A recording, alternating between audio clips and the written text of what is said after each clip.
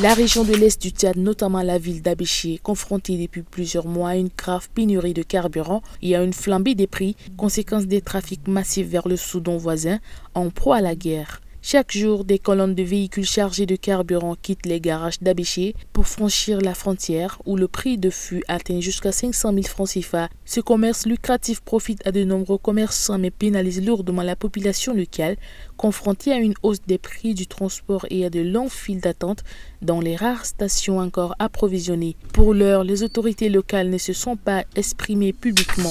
Les autorités tchadiennes ont effectué une mission de constatation des occupations anarchiques aux abords de la zone aéroportuaire située dans le 12e arrondissement de la ville de N'Djamena. Cette opération a ciblé spécifiquement la section 2 et une partie de la section 1 du quartier Goudi Amaral Goz. Cette démarche s'inscrit dans le cadre de la protection de la réserve de l'État et vise à la libération des espaces illégalement occupés par des particuliers.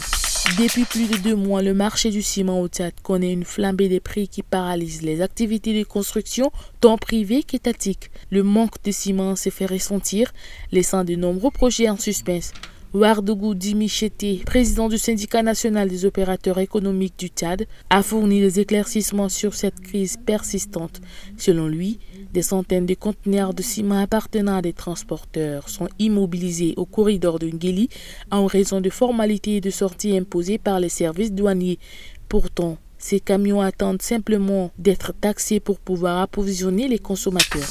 Le directeur général du Centre national des œuvres universitaires, professeur Mahamad Issa Hassan, a présidé une séance de travail avec une délégation marocaine en visite au Tchad, composée de cadres de l'Agence marocaine de coopération internationale et de l'Office de la formation professionnelle et de la promotion du travail. Cette délégation a échangé avec les techniciens de la direction des bourses de Sénou dans le cadre du renforcement de la coopération bilatérale Tchad-Maroc en matière de formation. Au cours de cette rencontre, les responsables tchadiens ont formulé plusieurs plaidoyers pour améliorer les conditions d'études des boursiers tchadiens au Maroc. Parmi les demandes phares figure une augmentation des places dans les filières très prisées, notamment la médecine, ainsi qu'une plus grande flexibilité pour la réorientation des bacheliers boursiers après leur choix initial.